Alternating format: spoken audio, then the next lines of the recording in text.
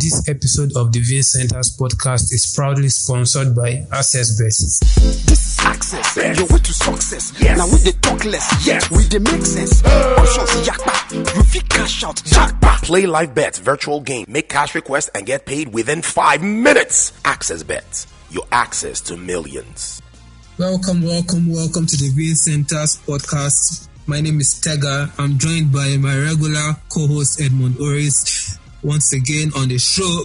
Last week was fun, Edmund. How are you doing? Well, Tega, I'm good. A lot of things have happened from last week till this week.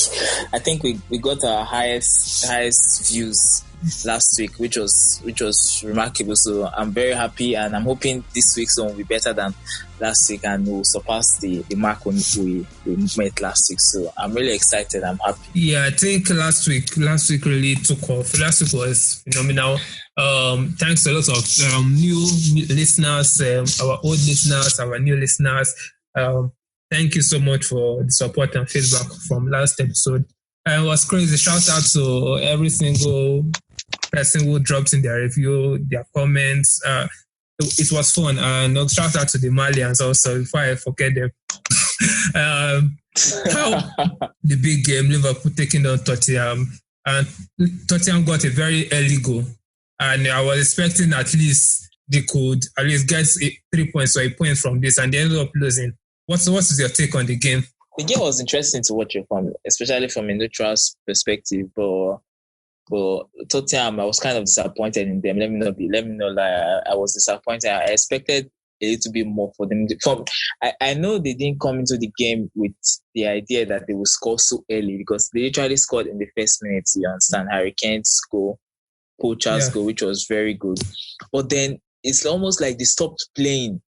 They just allowed Liverpool to press, and you know the way football is. When a quality team as good as Liverpool starts pressing, it's inevitable that they will score. You understand? It's just a matter of time. And the goalkeeper, he did very well in the first half, and they tried to hold it in the first half. But ultimately, a goal is going to come. And I was kind of disappointed in Pochettino, because they didn't even try to play. They were just hoofing the ball, immediately get it. They were not even trying to maybe keep the ball from Liverpool. And just Anfield is one of the most intimidating stadiums. And I think Wenger, one of the best managers in the world, and Jose Mourinho, they were doing commentary on the game for beIN Sport. And then they came out to say that Anfield is the most intimidating stadium in the world.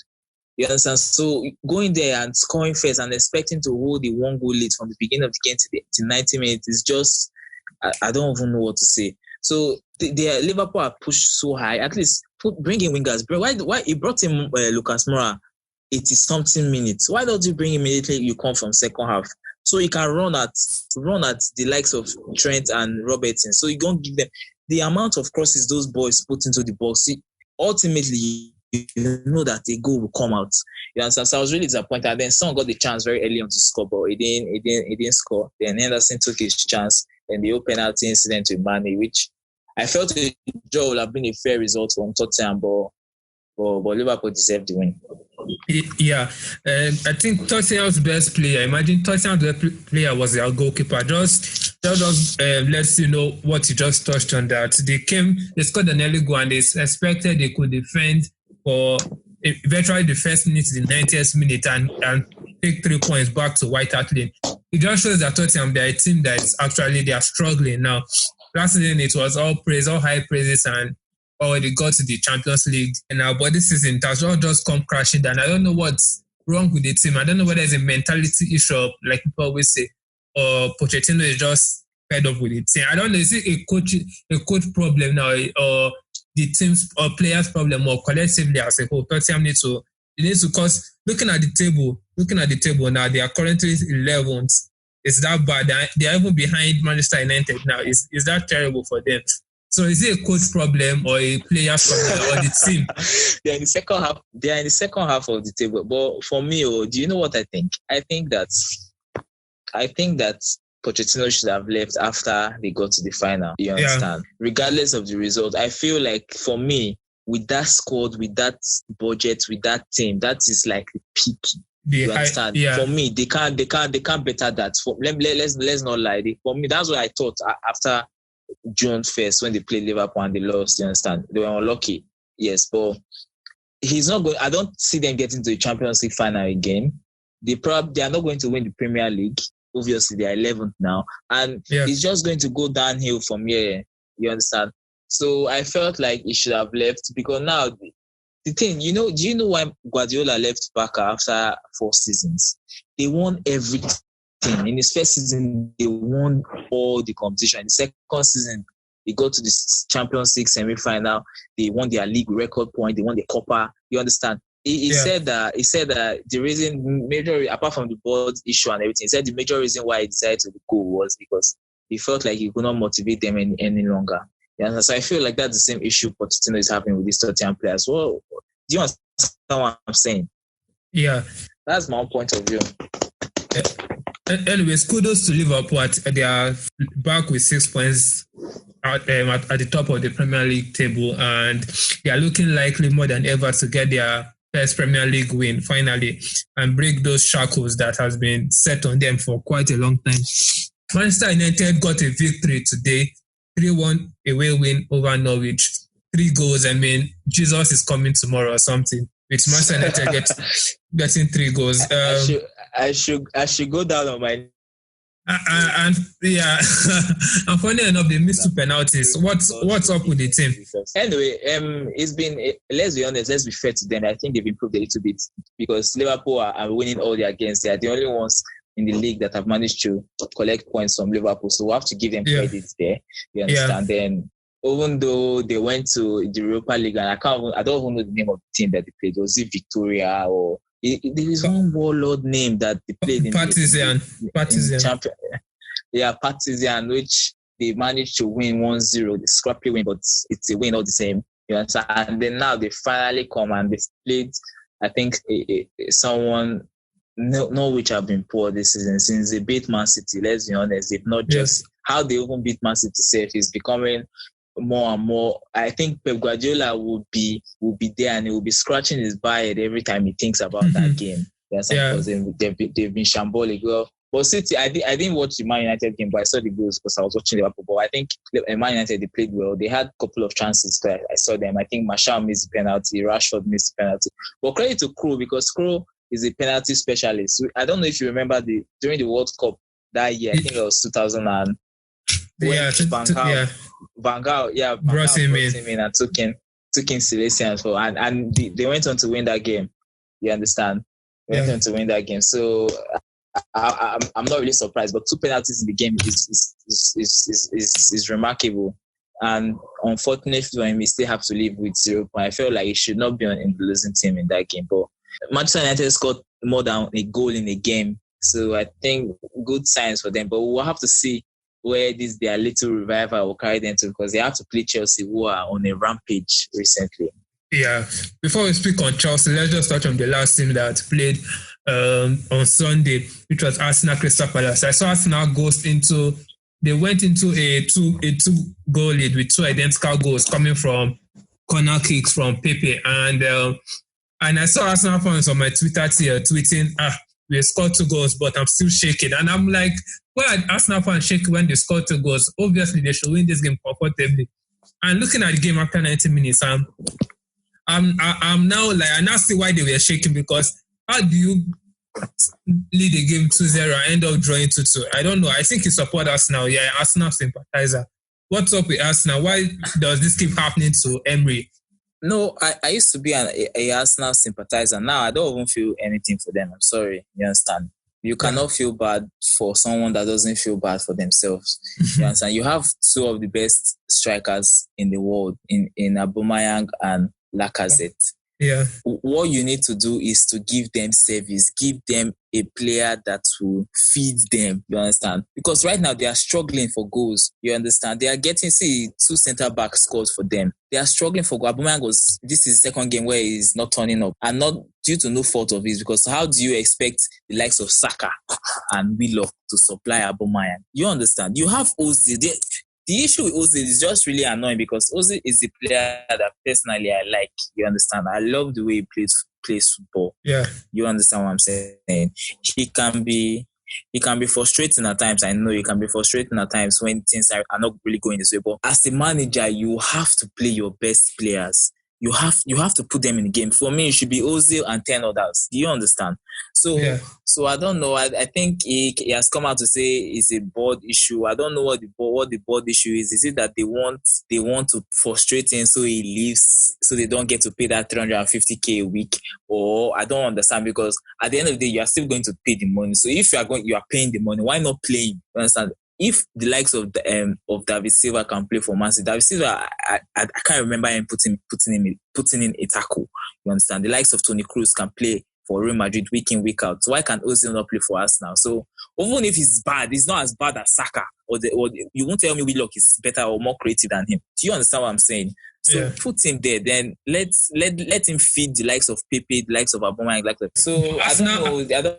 I just feel, and the fans are booing Emery now. I think their captain Xhaka was leaving. He took off. The fans were booing him, and it was cupping his ears to them. He took off his shirt. I think they said he threw it on the ground. And Emery has said they are going to talk about it. I don't even know how they made him captain of that team. So they are in shambles right now. Well, but this is the problem with Arsenal. Last season, when Ozil was playing and he wasn't performing, they were saying drop Ozil. Now Ozil is being dropped. Now they want him back. Although I can understand they are not creating enough chances and feeding the ball to Lacazette and Aubameyang. So he needs to actually play, and he needs to actually justify 350 million being spent on him. But the way Arsenal is playing actually, though, Ozil needs to actually play for him, because they need to know where this problem is coming from. Whether it's the coach, whether it's Ozil not playing, you just need to find a solution to this problem. And with Xhaka, you said something about Xhaka dropping. He actually told Arsenal fans to F off. He told them to. But how can the club captain do that? They are the ones paying money to come into the club to come and watch you play. Without them, you don't exist. You understand? You are playing poorly. You are playing terribly, and they have the rights to voice their frustration. You understand? You, as the captain of all people, you should be able to take criticism. And they are criticizing you. You are telling them to what? I don't even understand. But then he goes to his country. Are you seeing the same Xhaka? He goes to his country and he turns to Prime Zidane.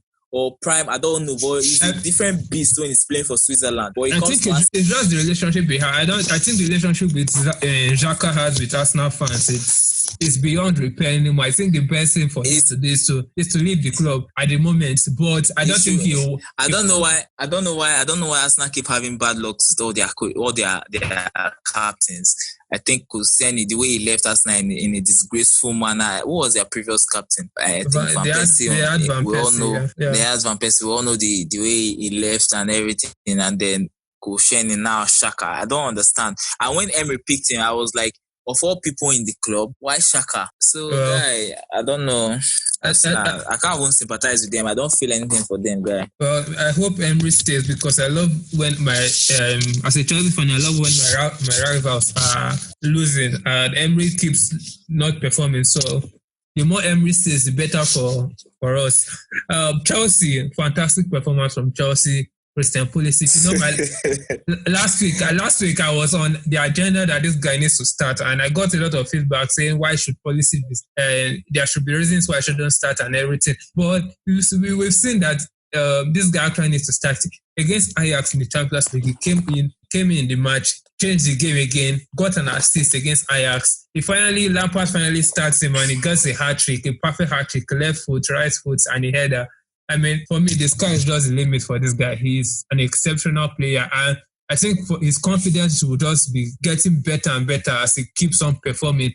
What do you think about Chelsea's performance? Well, really, Chelsea, I can't really. They are not surprising me. Let me be honest, but I'm not surprised. I'm happy for them. I like Lampard, and I've always been saying that I like the style of play that he wants to implement. It's positive.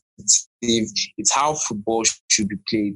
And there's competition in the squad. He has been able to manage all of them properly. Pulisic, Odoi, to be able to create competition. Now, although he knows that Pulisic is there, he has to step up his game. So anytime he plays, you understand, there's Kovacic, there's Jorginho. We don't really know about Barkley, but then, so Mori too has been very good. So I feel like the sky is the limit for them. The sky is the limit. I'm really happy, and we'll be looking forward to their development. Yeah, it's been a while Chelsea fans are not always, how will I say, we are not always like the positive ones. It's always doom and gloom at the club, and Lampard has coming out. Funny enough, now even the English media, they all love Chelsea. Before, when Sarri was there, Conte, especially Mourinho, there was one person or two to report about Chelsea, but Lampard has brought this good feeling, and the good feeling has also brought in results. In the Italian Serie, Juventus drop points, Inter Milan drop points, and even Napoli, they all drop points today. Napoli drop points today. So Italian Serie is this season is kind of going to be tight because even Juventus rested, Sarri rested Ronaldo, and I think it was a bad decision in my opinion because they ended up drawing the match and not winning, which was shocking. How do you see the Italian Serie A race this season? I feel all of them are jokers. Let me not lie. I mean, Juventus were the first to play. I think they played very early on Saturday. You understand? And then the result came that they drew. I didn't see the game. Came that they drew 1-1. So as in Napoli, as Inter Milan, this is the opportunity to close the gap. You understand? And they all went to draw. So something is wrong with all of them. Something is wrong. I don't think it will be closed though. There's still issues surrounding Juventus with the whole Sarri and the style of play that he's trying to implement there. I think you should know a lot about Sarri and his style of play. So I don't just see them being up to speed right now.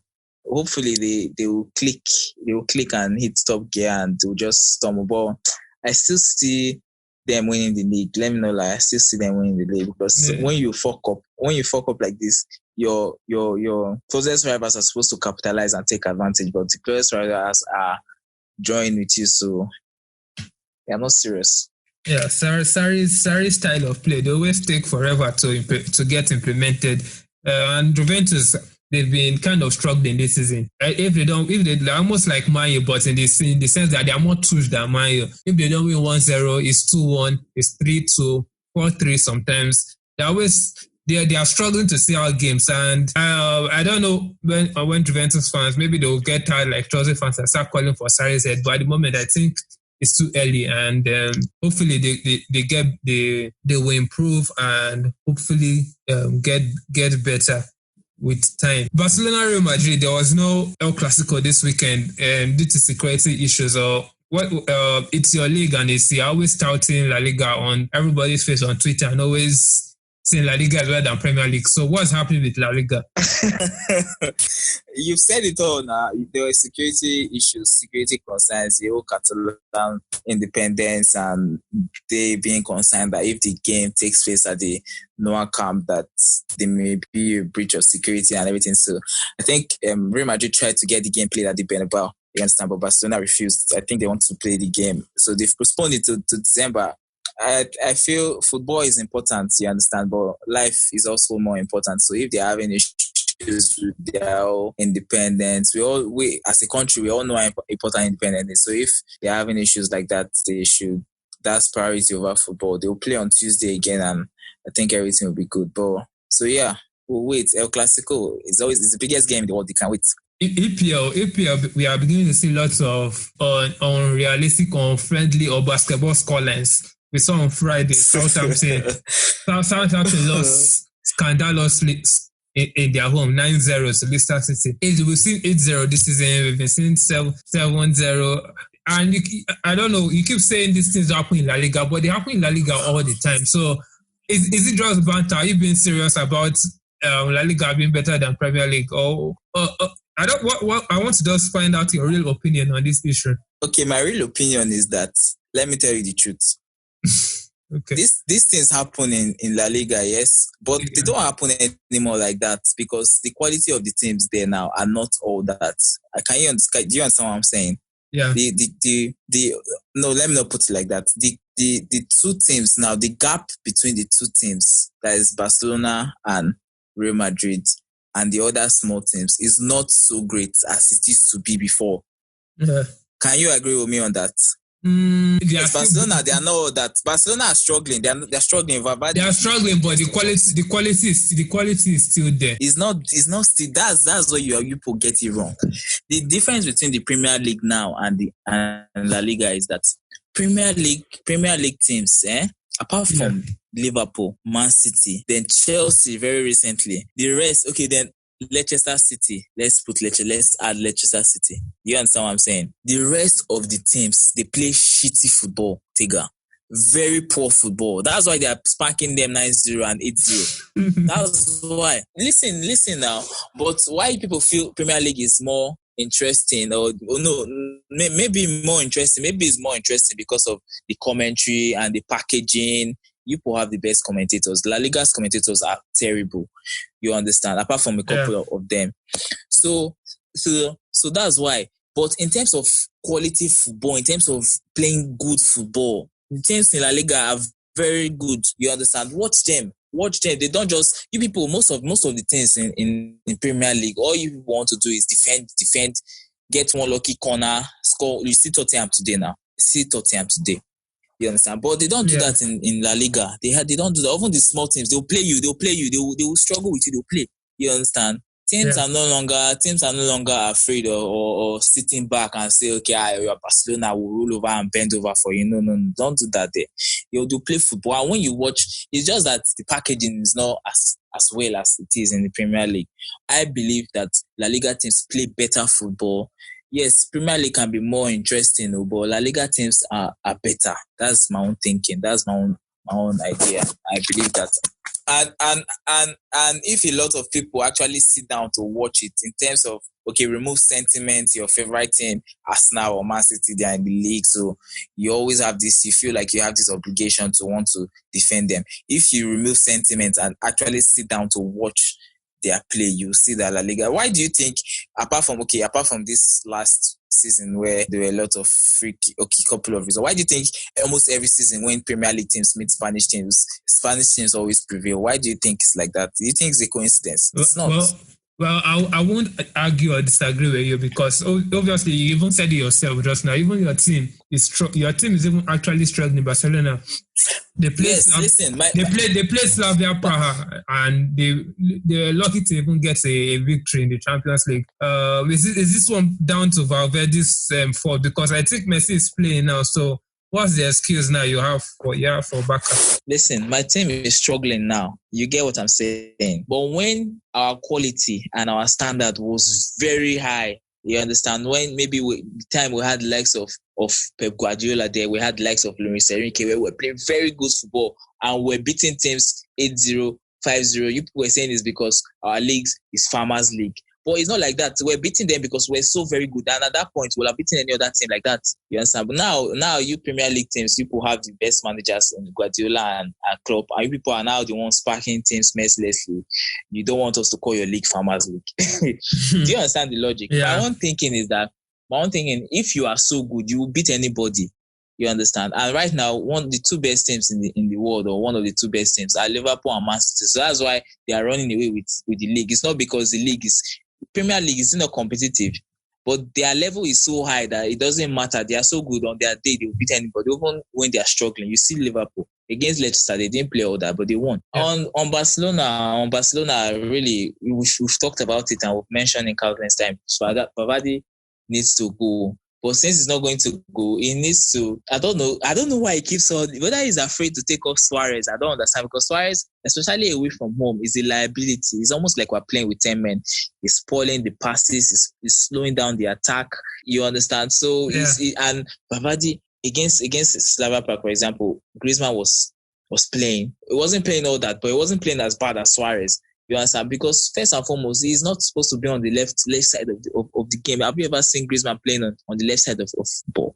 He's always behind the striker, or if at all, on the right wing. But he can't stay there because Messi is there. So why not play him as a centre forward, especially away from home? What I think is that Valverde has to grow some balls and finally be able to bench Suarez, especially away from home in the Champions League. If not, we're not going to progress. I can't even pronounce their name properly. They almost beat us. It was very disappointing to watch. If not for Messi and a couple of things, they will have won. If not for Peter Olayinka, our Nigerian brother, that gave you guys an own goal. Well, yes, as a Tega guy, it's not a good time. It's not a good time to be a Barcelona fan, but we have to keep on going. We have to keep on managing. Imagine if there was no Messi then. What like a deal. Did you watch Nigeria's game under-17 against Hungary? No, I couldn't see the game. But I heard we won though. Yeah, they won 4-2. I watched the match just a bit, and they actually tried as early as the second minute. They already considered. They managed to get a goal back, and they considered again almost immediately. But they found their way back and ended up winning the game 4-2. So kudos to the under-17 boys. I think these ones are actually under-17. Wink, wink. Hope they're actually under-17. I've been seeing pictures and they look actually under-17. So kudos to them, and hopefully they can win the trophy. And maybe we see the next Osimhen, the next Mikel Obi, and the rest from that scene. Okay, in the Carling Cup, Manchester United play Chelsea. The Carling Cup is a tale of. I have this bad feeling as a Chelsea fan because we're actually playing very well now, and Manchester United want to use us to show that they are improving like they did with Liverpool. What's your take on the game? Hopefully, I believe Chelsea should do enough to win the match. All things being equal, what do you think of that game? Well, I think Chelsea are favourites for that game. I think they are in better form, 7 straight wins.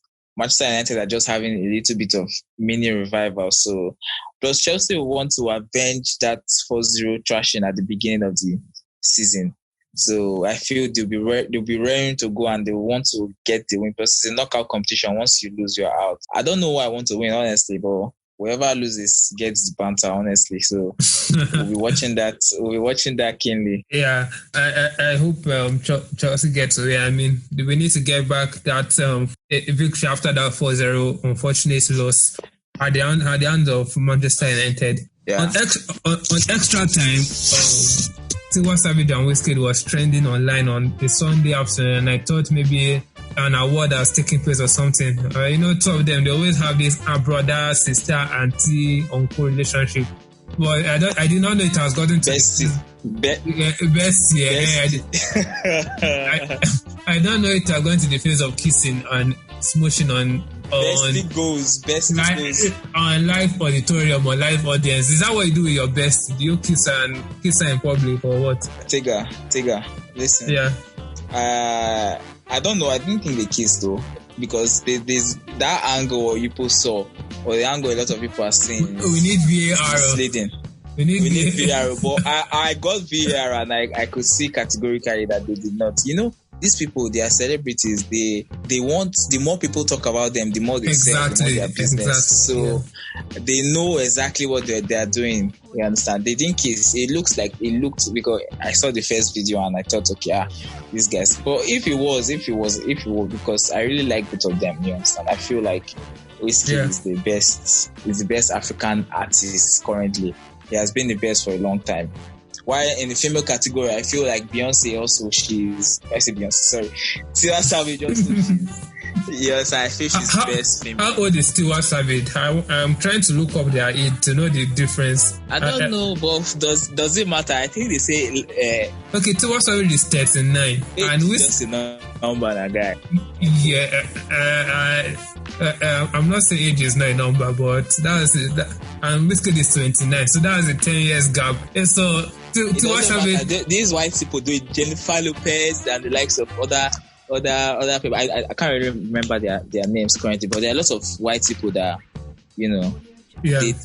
plus it's not an issue. I like both of them. If they actually come out publicly and say, I'll be very happy. You understand? But on that particular video, I don't think they did anything, because I saw a second angle picture of the video and nothing was happening. You used your special lens. Maybe you were in Paris with them or something. But is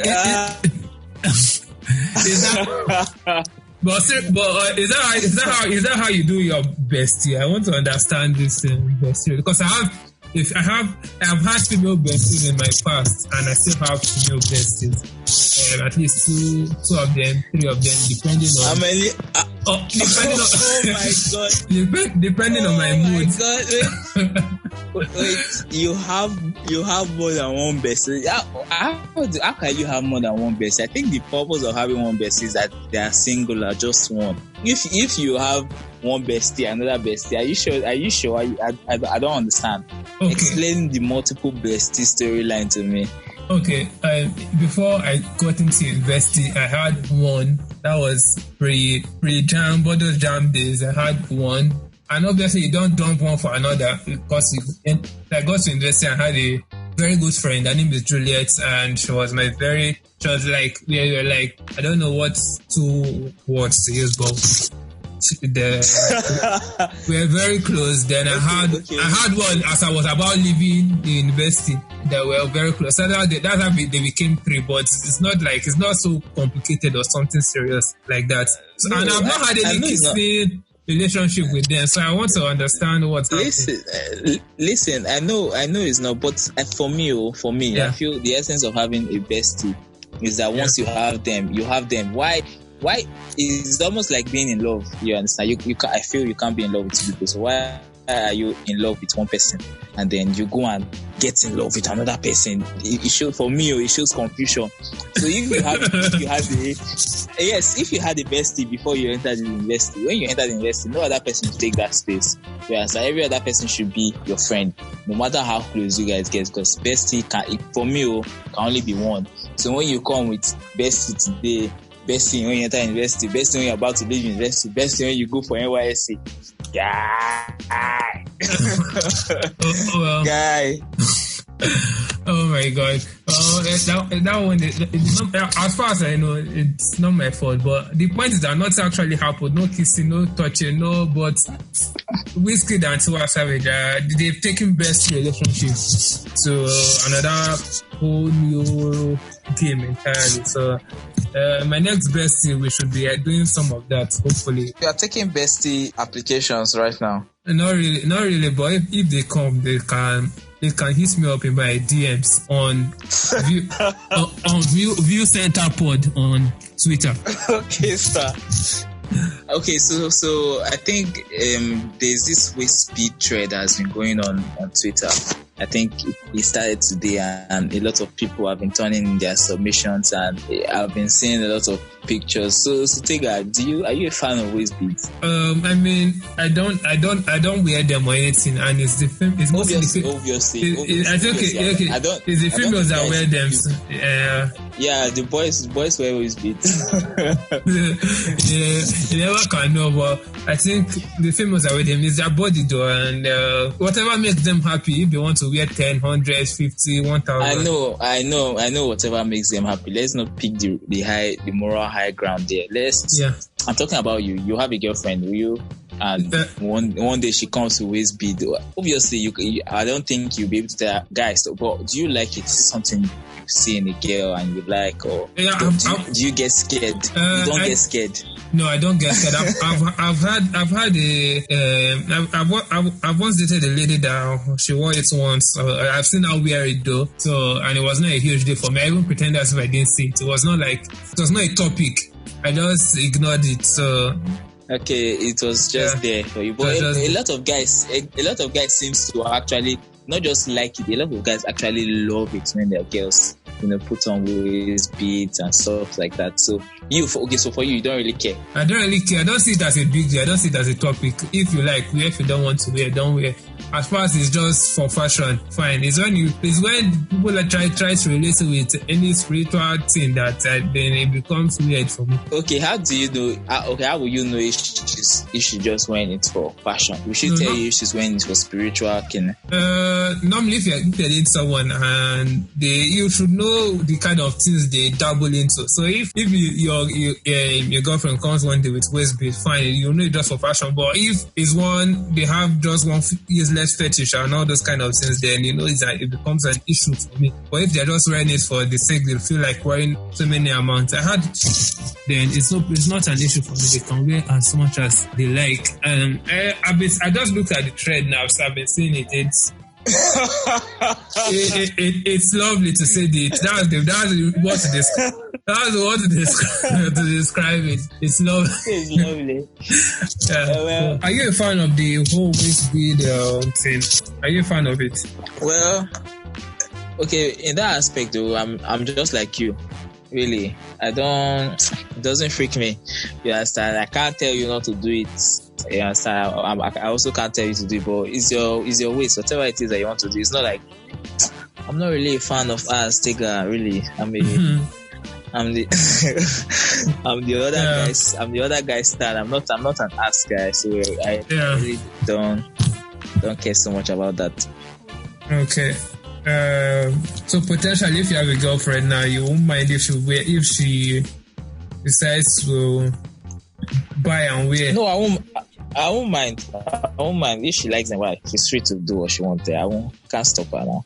I won't mind. Okay. Maybe if she does, I can actually now go to like it. But right now, I don't. It's not. You know, a lot of people actually love it. There are boys that love it. Like you have to wear. You understand? Yeah. No, I'm not like that. I don't love it. Yes, I don't hate it. I'm just indifferent. I really don't care. So if she one day decides that she wants to, why is that a business? On that note, that ends it on the Viewing Center's podcast for today. And before we round up, speaking on the Real Farmers League, PSG are currently beating Marseille by 4-0, and it's just first half. And Marseille is supposed to be one of the bigger teams in France, so that's the real. So that's the Real Farmers League for you. I think their name is called the Uber Eat League. Uber Eats League. Yeah. So, anyways, thanks so much for joining us once again on the podcast.